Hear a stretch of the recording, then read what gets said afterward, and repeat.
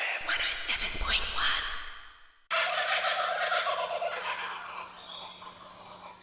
Hi everybody and welcome to the December episode of Going Wild in the Highlands. And in fact, this is the last episode for the year and it's the last episode ever. That's so sad. Yeah, Floss is moving interstate, so I won't be here to record anymore. And Lou is moving on to some other really significant projects. And I cannot find anyone like Floss in my life to replace her, unless anybody wants to apply. Oh, I see. Right, you're open. Yeah, I'm always open. We've got a few things to talk about this month.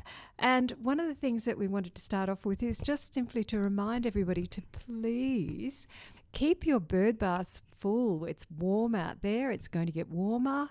And the birds are beginning to come into my bird baths really quite regularly, looking for a bit of cooling off opportunity and something to drink. Mine are, I've got this very rough concrete bird bath, and it grows a moss or a lichen overnight. Oh, good heavens. And I have to scrub it every day. Oh, right. Yeah, it's hard work. But I'm a bit slack in the winter, but I do it in the summer when it's hot like this, and I find the birds, I don't know, I fill in the water and they seem to know immediately. I sometimes think birds can smell water. Yeah, especially fresh water. Yeah.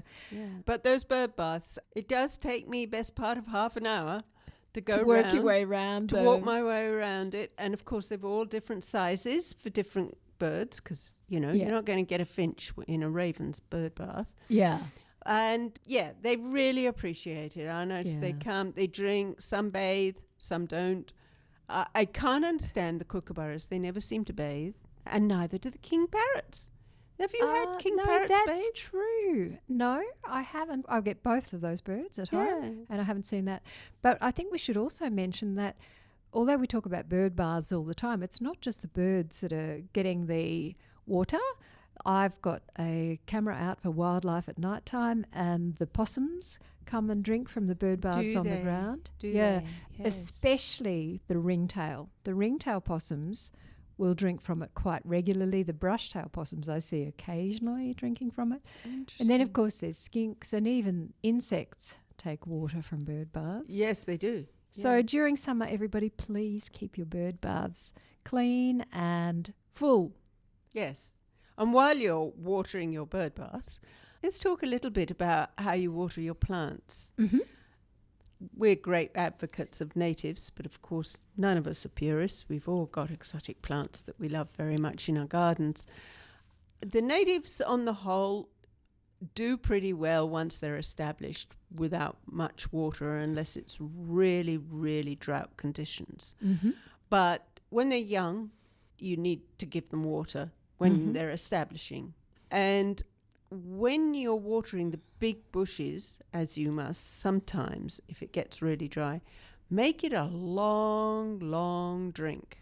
Right. And not very often. Yeah. Because I don't know how many times I think I've watered something and then I scratch the soil and I'm less than an inch down and it's dry as a bone. So deep watering infrequently is always going to be more beneficial for the roots of your bushes and trees. Mm-hmm. And another thing that I think is quite important about water is to water your compost when it's very dry. Oh, yes, you mentioned this to me earlier. Yeah. I've got no idea what you're talking about. Water the compost. Go for it. Yeah, you got to keep a compost. It can't go dry. Nothing happens. Right. There are all these vinegar flies and worms and beetles and slaters and all these creatures that break down all the vegetation, all the lignin in the woody things and all the straw tubes and everything like that. And they need moisture to do that. Nothing happens in a compost if it's totally dry. It just sits there like a dry stack. So when you're watering your plants, when you're watering your bird Water your baths, compost. water your compost and do a nice, deep, again, water. Mm. And not Okay. that often, but a deep one. Yeah, okay, so that it just stays moist. Yes. Yeah, all right. Yeah. I wanted to talk about citizen science. Whenever I put citizen science on the subject list, Lou says, no, that's boring. But this is my last show and I'm going to indulge myself. Oh, we must let her indulge herself. Here we go.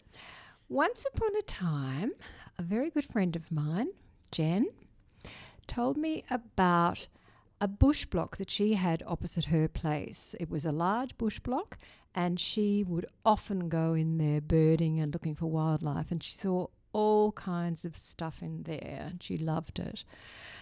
And then one day it was bought by a developer and the piece of land came up for development, and Jen and a number of friends objected on the basis of the fact that there was a lot of wildlife in there. And the council said, well, can you prove that? And Jenny said, well, I've seen this, I've seen that. And the council said, where is the evidence of that? And unfortunately, there was no evidence. So the council, this was not our council, I might just add. The council said, okay, we will ask the developer to do an ecological survey. So the developer paid for someone to do an ecological survey, and they found one cockroach and one dog poo. And Really? They nothing weren't more. looking very hard then? It would seem not. If Jen had had records of what was on that patch, she may have had an argument for not having it developed, but unfortunately she didn't. Consequently, I became passionate about recording what I see. I heard another story from a friend of the podcast who lives in an area where many of her neighbours were seeing koalas in the trees. And then somebody bought a large block and wanted to develop it, and they all argued against because they said, no, you can't do that. That's part of a koala corridor. And they were asked to provide their evidence for that. And they hadn't been recording it. So this friend went door to door, knocking and asking every single person she could find in her area if they had photos of koalas in the area. This is not the way for this to be done. We really need to be conscientiously recording sightings if we want to protect any little important patches of bush. So, can I encourage everybody, please, if you've got a favourite patch where you see interesting things, please record those sightings. I personally really love using Nature Mapper.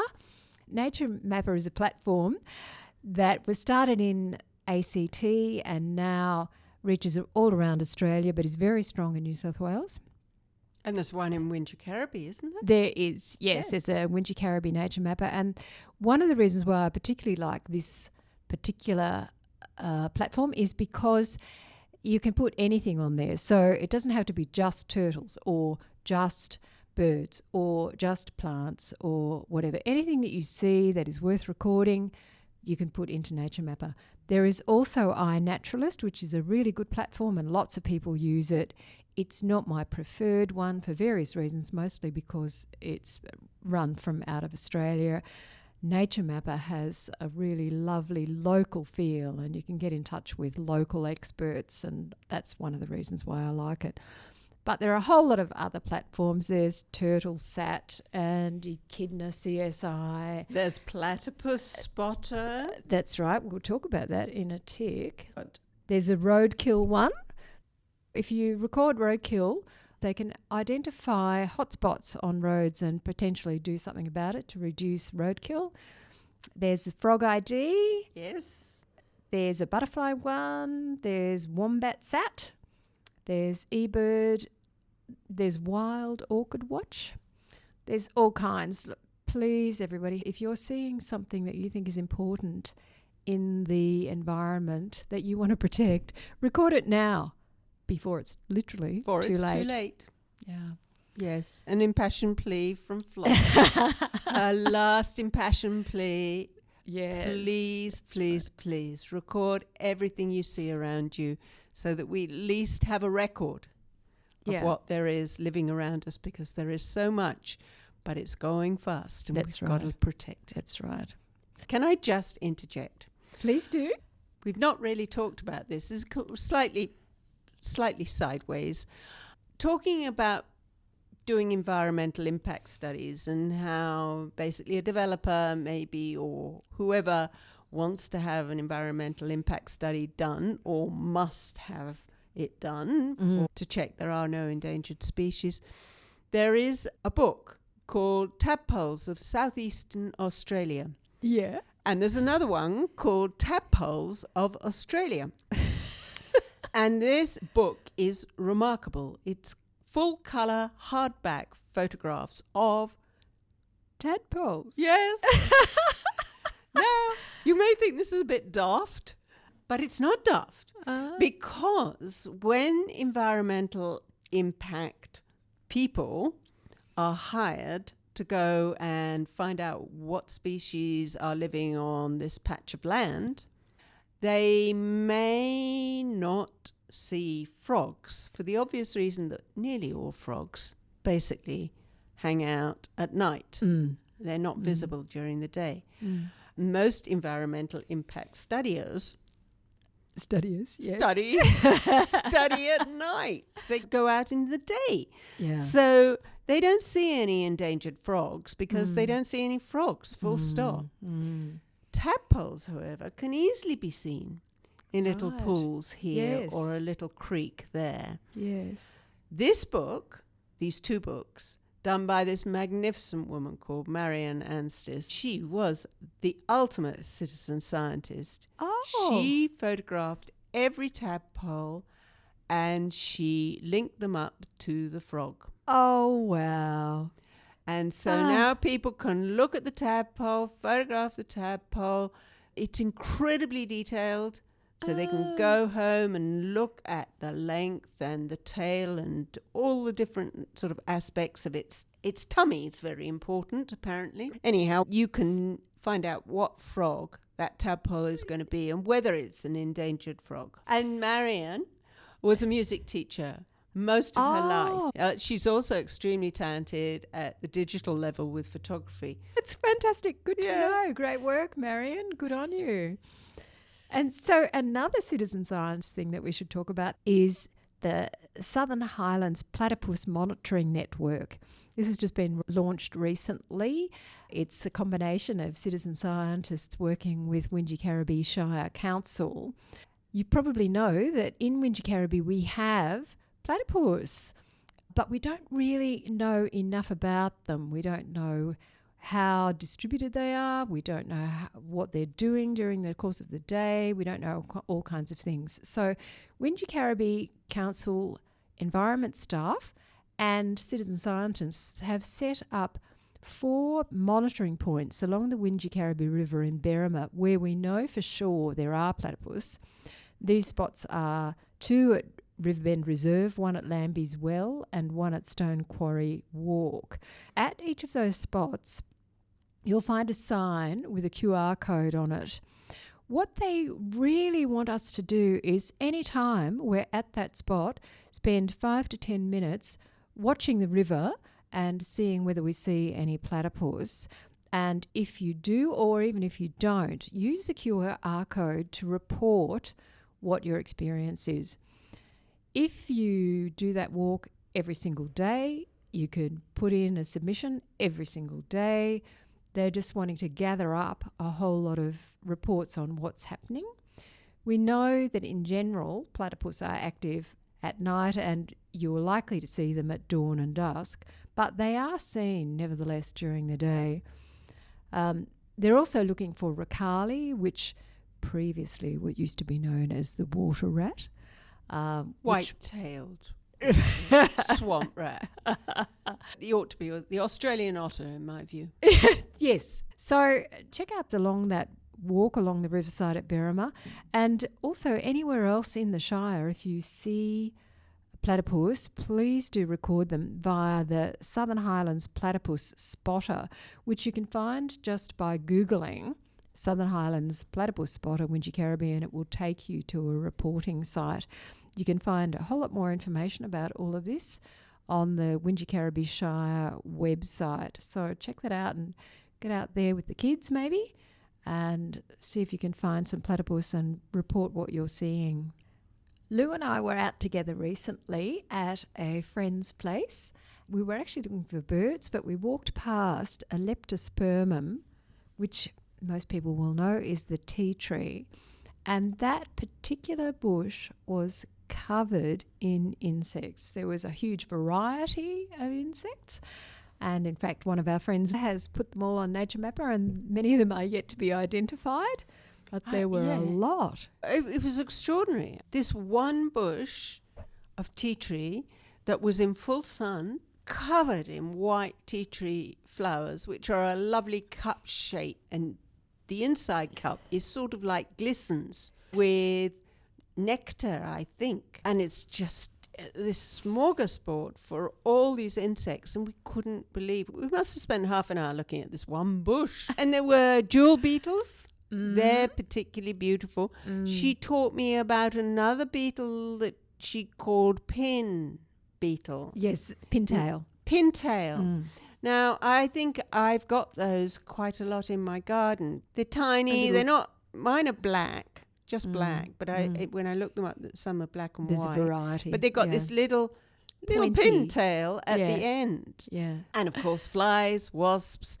And a particularly nice, do you remember the wasp that was, she said it was a parasitic wasp? And with it the long had this ovipositor. incredibly, well, first it has this really long abdomen sticking out. And then beyond that is this very, very long, thin tail. Impossibly long for a little insect. I can't remember Not what so that little, was. actually. Yeah. And she said, oh, yes, that's a parasitic wasp.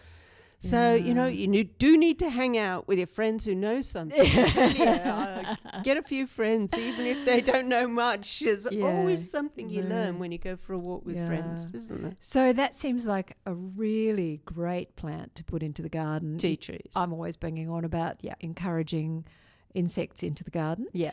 And I also gather you could tell me this, because you know a great deal more about plants than I do, that they're actually quite easy to propagate. Well, I haven't. But what I have noticed is that I've got 4 small tea trees coming up that must have come from some that I planted. And I'm a bit concerned because I'm not sure which variety.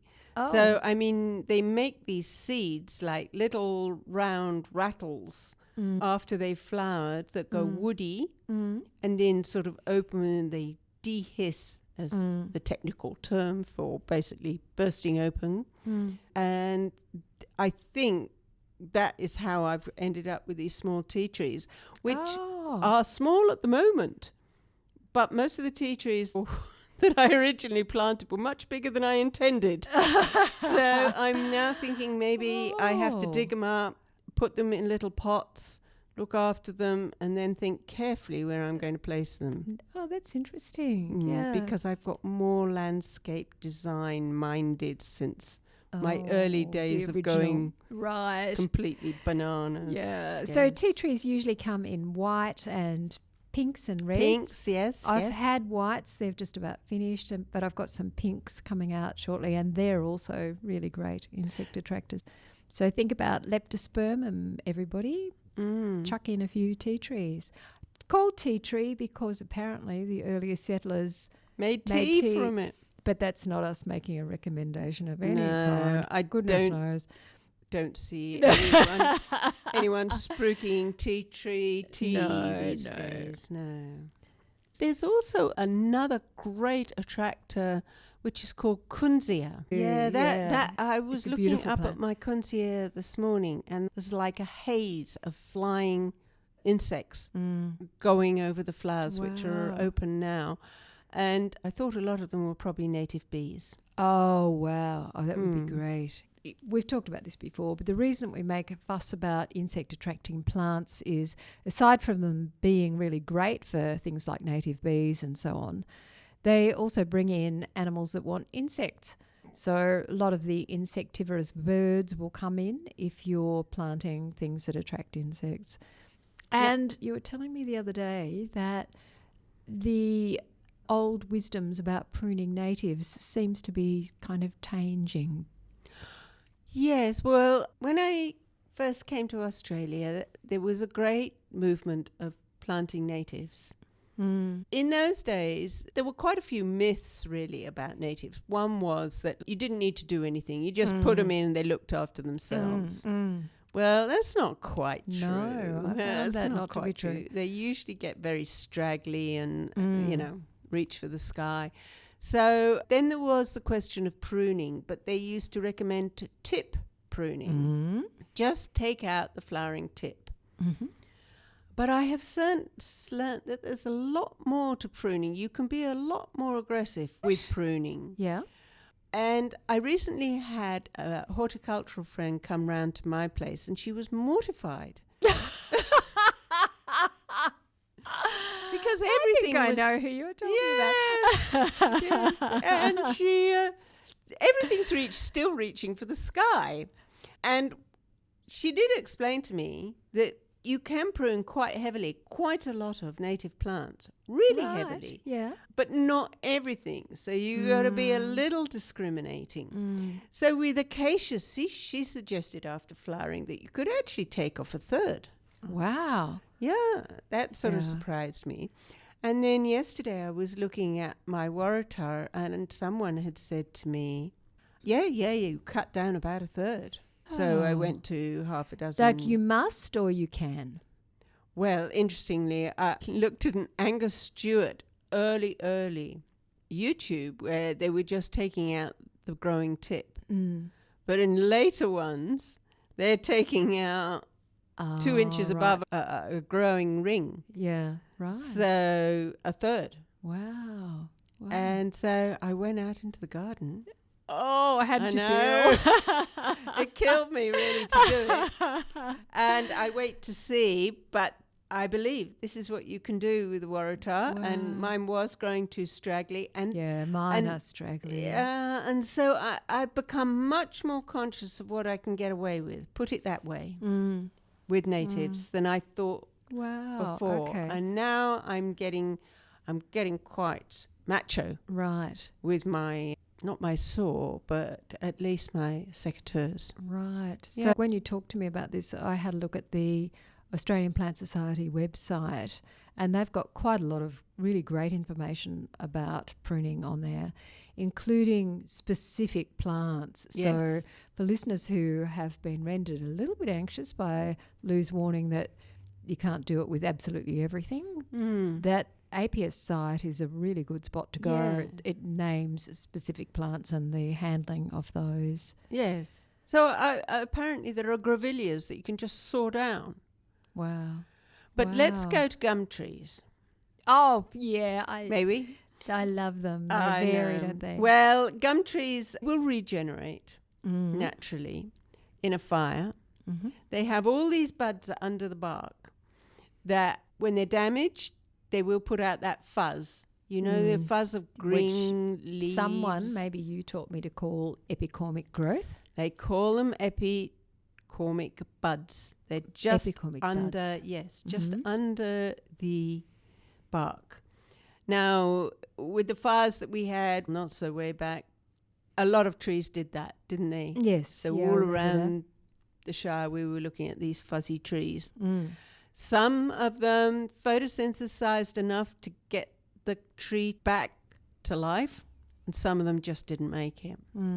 So that's quite common in gum trees. But there's another kind of gum tree, the mallee gum trees. The trees that we like very often to use in small gardens because they're relatively small. They don't grow big and they sprout from the root like an umbrella. Yeah. Lots of branches coming out, and they don't go very high.